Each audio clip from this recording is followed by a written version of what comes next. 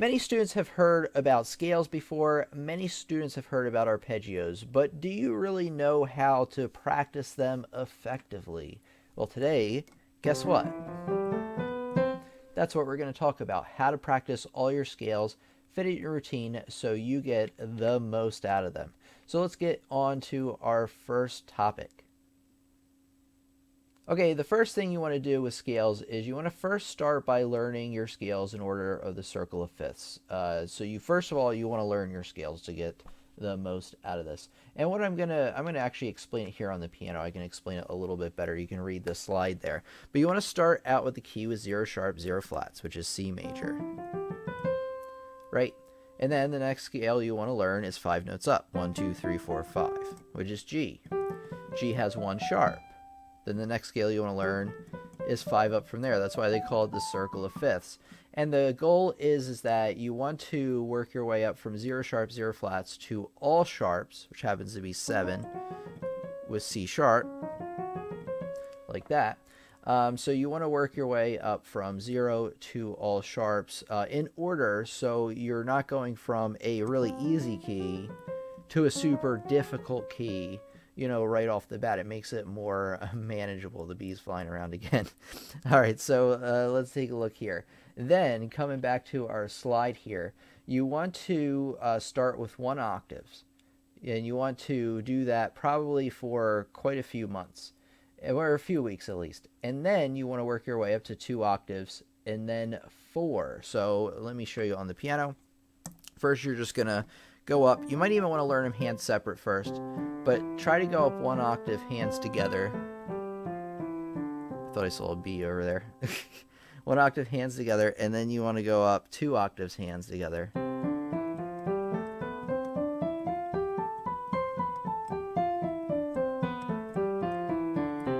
And there you go. That's the way you want to do it.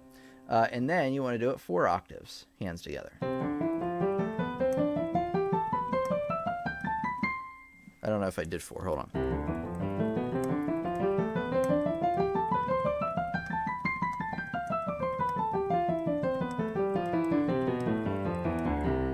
There you go. 4 octaves, C major, and then you want to go through and learn G and all the other ones up to 4 octaves. But start out with 1 octave and then work your way up.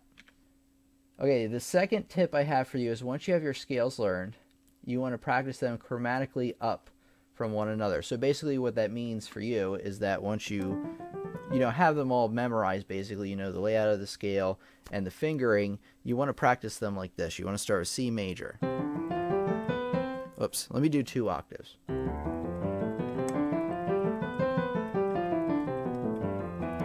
Then what you want to do is the next scale you play is going to be a half step above that. So it's going to be C sharp.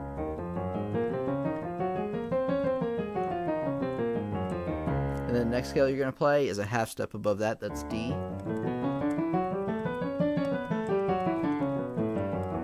Next scale you're going to play up is 1 up. That happens to be E flat. The next one up happens to be E. Alright, this is going to be the last one I'll play. I think you get the idea. And one quick tip is when you're playing scales, you want to have your fingers slightly pointed in the direction you're going. So when I'm ascending, they're pointing up there. When I'm descending, they are pointing down. That gives you a little bit more surface area to work with when you are playing. Alright, let's get on with the next main tip. Okay, the next stage of the scales is after you play the scales 4 octaves. You want to practice a 1 octave in quarter notes, 2 octaves in eighths, 3 in triplets, and 4 octaves in sixteenths. So let me show you. So we're going to start with C major. And we're going to play 1 octave in quarter notes. So just 1, 2, 3, 4, 1, 2, 3, 4, 3, 4, 1, 2, 3, 4. And then you want to do 2 octaves in eighth notes. So you can go 1 and 2 and 3 and 4 and 1 and 2 and 3 and 4 and 1 and 2 and 3 and 4 and 1 and 2 and 3. It doesn't look like there's enough beats, but you just have to play them in eighth notes. Then you want to practice 3 octaves in triplets by going 1, 1 triplet, 2 triplet, 3 triplet, 4 triplet. It's really hard to do it and say it at the same time, but 1, 2, 3, 4, 1, 2, 3, 4. Just like that in triplets. Bump, bump, bump, bump, bump, bump, bump, bump, bump, bump. 1, 2, 3, 1, 2, 3, 1. Oops. 1, 2, 3, 1, 2, 3, 1, 2, 3, 1, 2, 3. Just like that. Bump, bump, bump, bump, bump, bump, bump, bump, bump, bump, bump. Da, da, da, da, da, da. Triplet. All the way up 3 octaves. And then all the way back down. Then you want to play it 4 octaves in 16th notes. 1 E and a 2 E and a, again, it's going to be hard to say it and do it at the same time.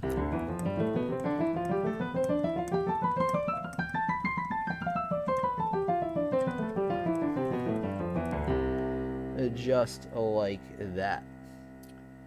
And then you want to go up, obviously chromatically, do the same thing, play the next one 1 octave in quarters, and then the next one 2 octaves in eighths, 3 octaves in triplets, and then you go up chromatically just like we talked about before.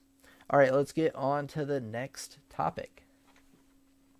Okay, a special tip, this one's really important actually, is you want to always remember to write down the scales you had trouble with during your routine. And then the next time when you do your scales, you want to spend extra time or even start with those scales and really work out the kinks and the bugs. So let's get on to the next tip. That was just a little short one for you. Okay, arpeggios. This one, I'm going to shorten this little segment only because it's pretty much the same way we practice our scales. You want to start by learning your arpeggios 1 octave, and then you want to work up to 4 octaves. You want to start with white key major chords and a minor, white key major and minor triads, and then work up to chords with flats. Let me show you what I mean by that, because that part's a little different. So instead of just going in the order, I mean, you can still go in the order, the circle of fifths. So you could do like C major,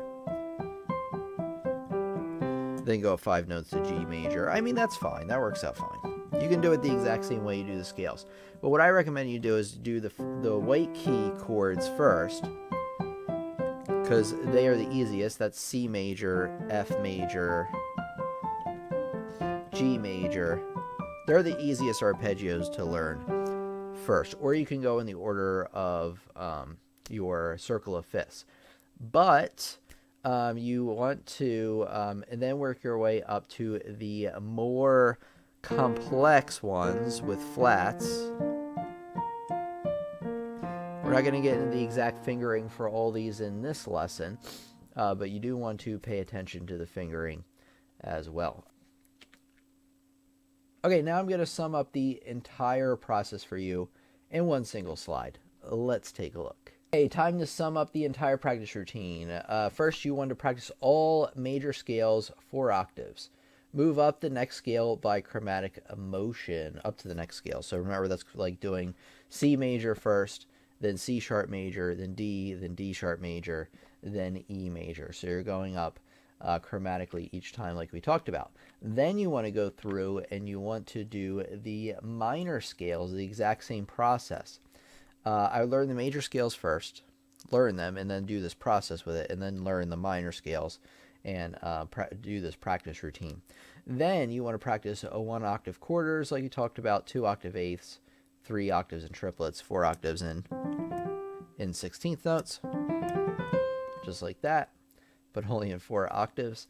And then let's take a look here. We have, yeah, all right, I guess that's all I have to say about it. And then 4 octave sixteenths.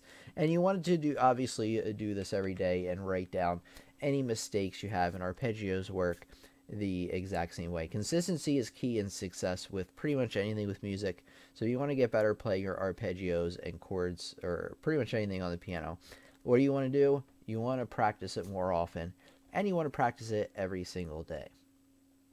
I have a question for you. Do you have any questions about what we talked about today? Do you have a certain practice routine you use for learning your scales and arpeggios?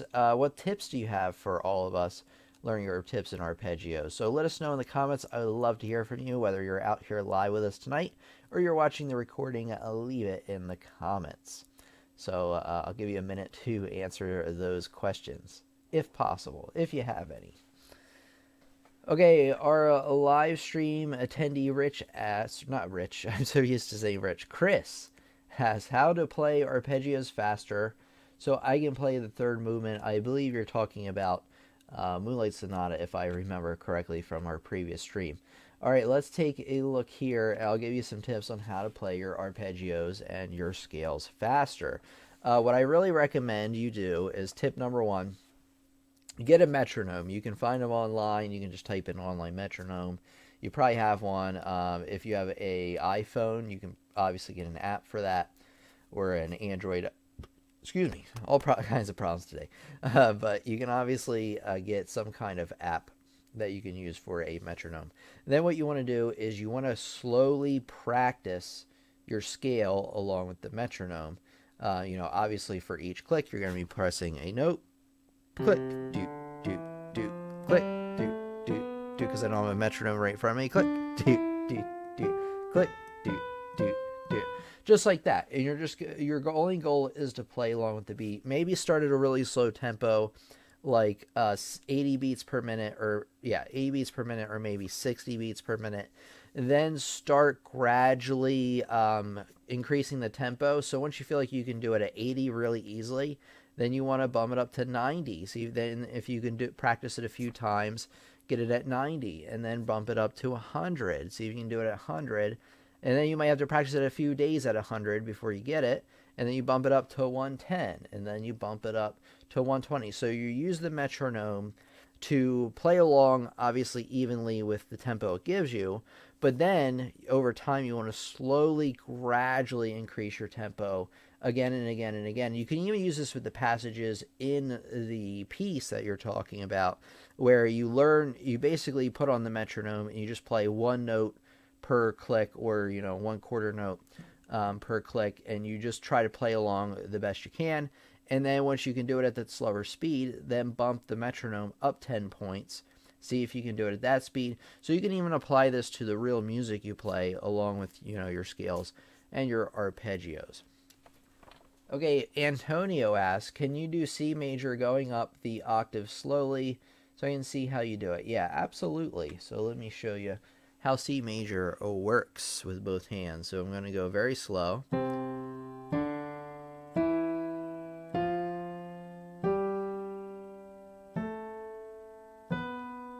And just careful that there are finger crosses going on here.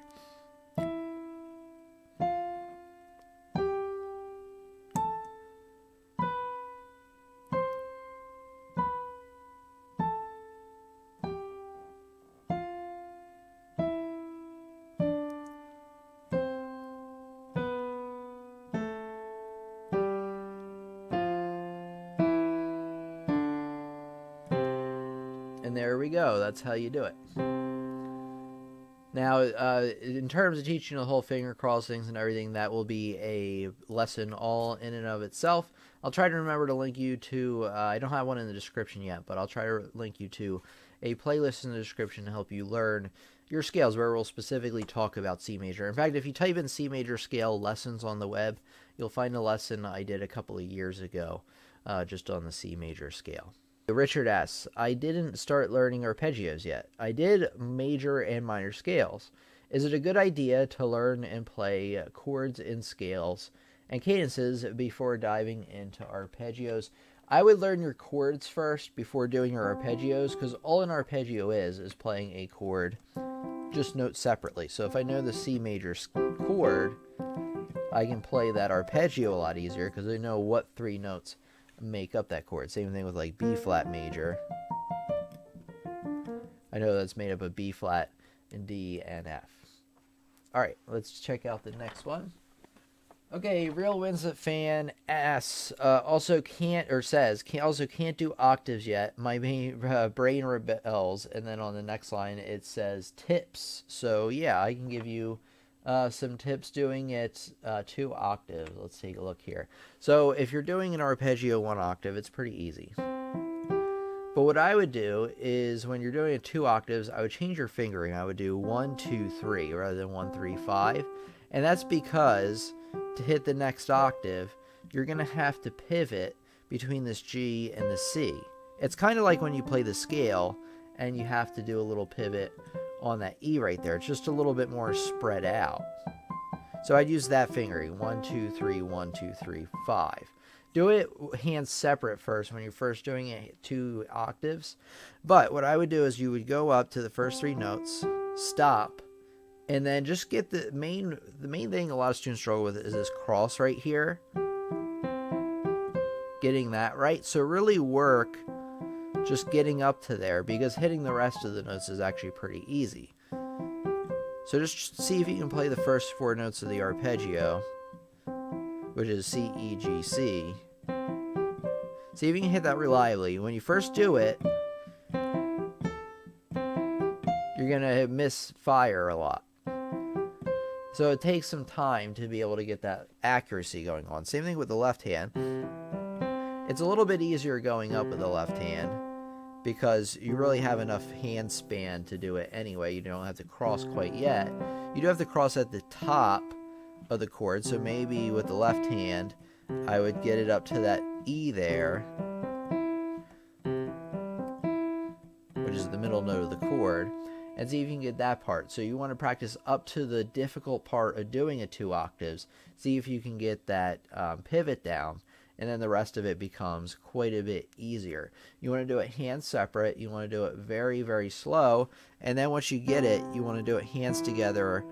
And you want to do it, honestly, super slow. If you're messing up, you're going too fast, and you cannot go too fast.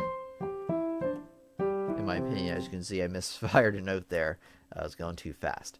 All right, let's get on to the next question here.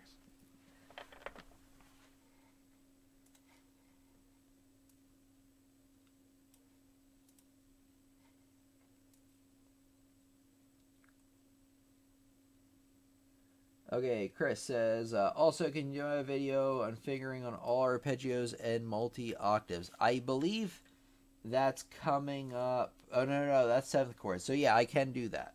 Yep. Abigail asks, I practice 1 octave presently. Major sharps and flats, and major scale sharps and flats. Okay, very good. That's what you want to start with.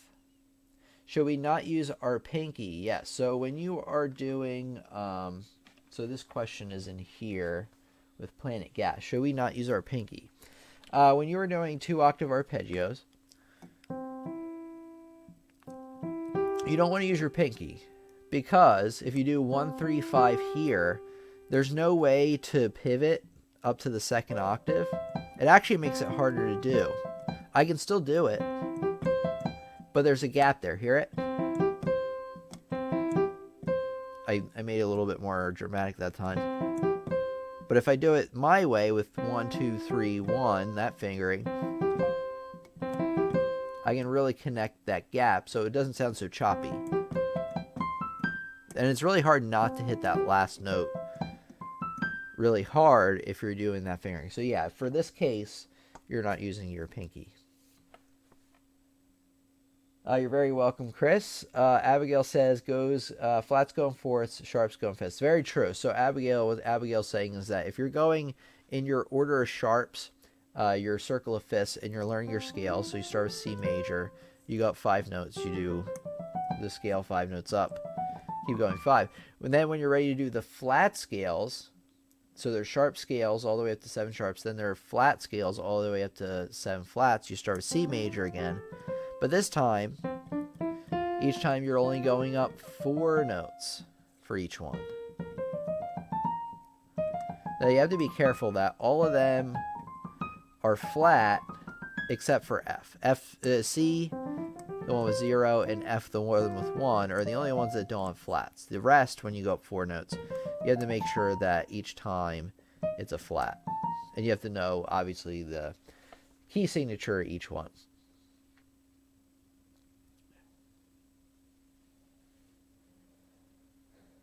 Okay, Fuddy Duddy asks, Fuddy Duddy asks, is there a website where we can find the arpeggios or scales for each major and a minor arpeggio? Let me see. Find the, or scales. I know there's a website for scales. Let me take a look here, everybody. Okay. Let's look this up. So, piano, arpeggios, I don't know, like, yeah, PDF or something like that. Ooh, I like this. Let me show you what I'm looking at. All right, we're going to see what pops up here. It's called the Scale and Arpeggio Manual. I like that. The title's good. We'll see if the content is good. So it's loading up here. PDFs, for some reason, take a while to load, especially if they are massive. Okay, Chris, good question. In scales, do you say sharp in major and flat with minor? No. So that's a great thing to bring up. This is still loading here. It looks like the bar is moving across, though. So great question. In scales, do you say sharp for major and flat for minor? No. So that's something different entirely, whether it's a sharp key or flat key, whether it's major or minor. What major or minor is, let me put it this way, is that for every scale, so say we have 0 sharps, 0 flats. There's 2 scales that can be. It can be C major if you start on C, but it can also be a minor scale as well. So what you do is if you start from the note you did for the major, you go down 3 half steps, or semitones they're called. 1, 2, 3. You play the same exact scale, just starting on that note, and that transforms it into a minor scale. It has the same amount of sharps or flats that the major scale does. A major scale can have no sharps or flats. It can have some amount of sharps, between 1 and 7 sharps. It can also have, not also, but scales can have between 0 and 7 flats as well, but they can't have sharps and flats at the same time. A scale is either going to only have sharps, only have flats, or have nothing at all. So there's not going to be a mix of those.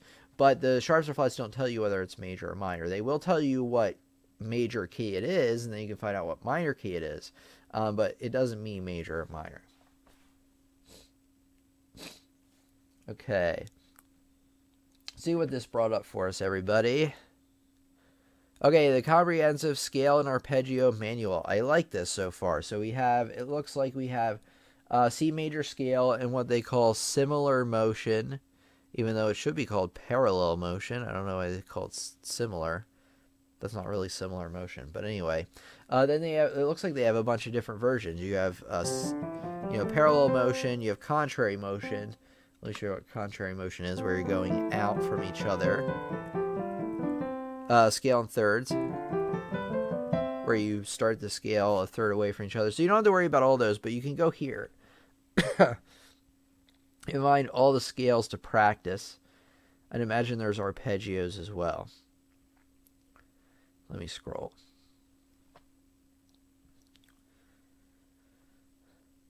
So after all the scales, I assume someday that there will be arpeggios. Yes. Okay, so once you scroll down past all the scales, that's why this took so long to load. You didn't have to see all the scrolling, but as you scroll down the pages, you will also see the arpeggios as well. Let me link everybody to this so you can find this. Let me find out what I did, though. Okay. Let me link everybody. So just give me a second, and I'll send you a link.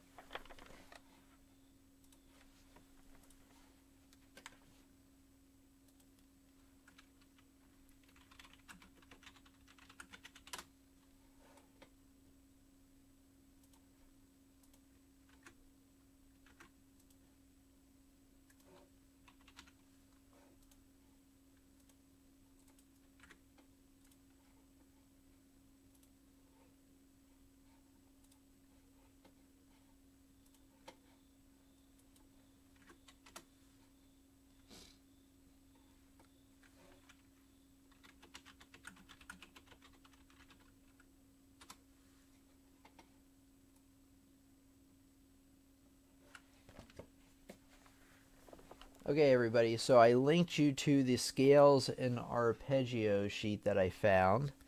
Let's take a look here.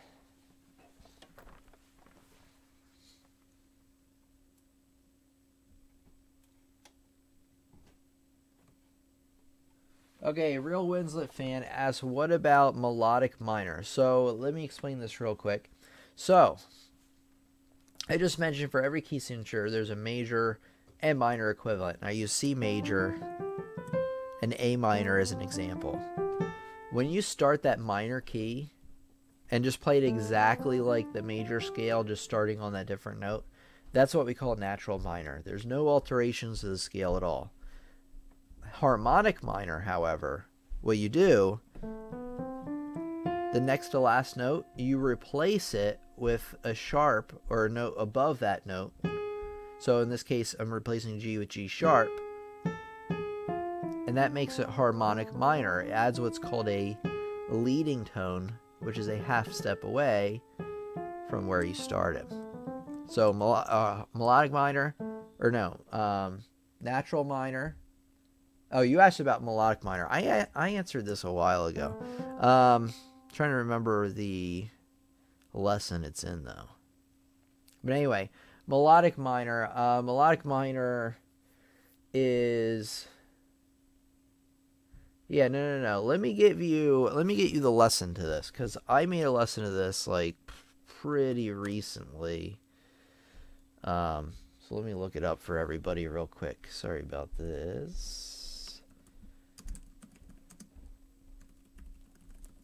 Okay.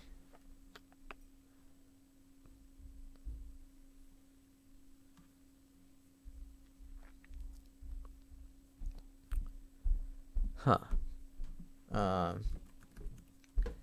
When was I talking about? This was seriously the other week.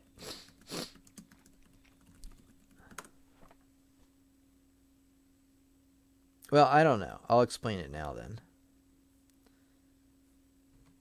Because obviously I did not SEO it correctly to find it. Alright, let me explain it now then. Okay, melodic minor, I believe, is when you... Oh, yeah, I remember now. Okay, so what you do is you start like you are for natural minor. So remember, natural minor, you're just playing up and down the scale. No alterations. However, with melodic minor, the sixth note, the seventh note are sharped. You get back to the note you have, and then on your way down... you play it like a natural minor. So you go up, you start with regular minor, you end almost like you do on a major scale, and then you come back down like a regular natural minor. I'll have to get that link to the video for you, because I did explain it in more detail then, but I can't remember what it's called. Alright, let's see what else is coming up the pipeline.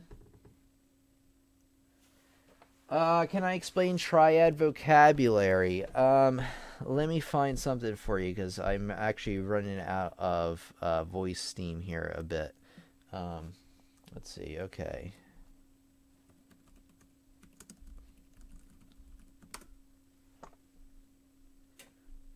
Triads.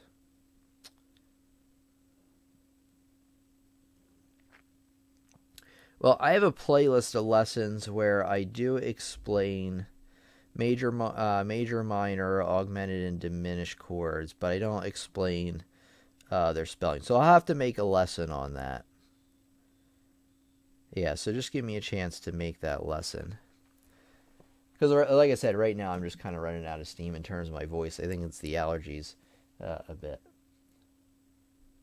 All Triad Vocabulary is what three notes make up a chord. So like F major would be FAC, G major would be GBD, D major would be D F sharp A. So it's really important that you understand what three notes make up all the chords and know them by memory. So that's the general concept behind chord vocabulary. But making a lesson specifically on that would be a good idea.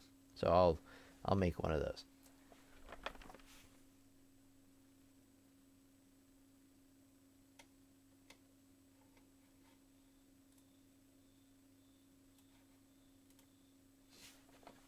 Okay, let's see. Let's see. Abigail says D minor scale, there is one flat. E minor scale, there is one sharp. Very true. Let's see. Jed Unks says, hi, somebody said it was easier to learn the C to B major scales in contrary motion, as the fingerings are easier, or should you practice parallel too? I would learn them parallel first, and then try them out in contrary motion and things like that, or in thirds. So the other ways of playing the scale, contrary and everything, is something you want to do after you have learned them.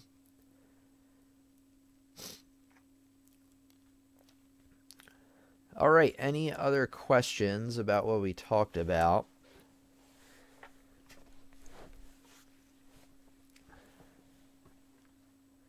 All right, if not, I'll do the unofficial outro here, the official outro, where I'll kind of direct you to a playlist. Let me find a playlist I can direct everybody to, because that's one of the main things I like to do, is get everybody hooked up with further learning material here on YouTube. So let me look up something good for everybody while some questions are coming in here. So let's take a look. Okay, here we go. Okay, thank you, says Chris. Yeah, so I'll make a lesson on that pretty soon. Let's take a look here. Playlists. Okay, let's see. We were doing arpeggios today. So probably, I don't know, I think,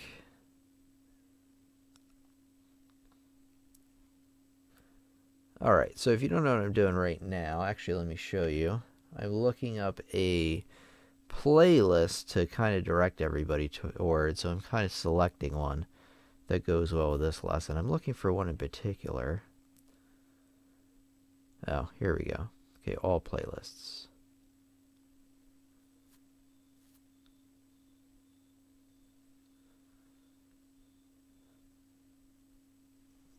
Okay, perfect.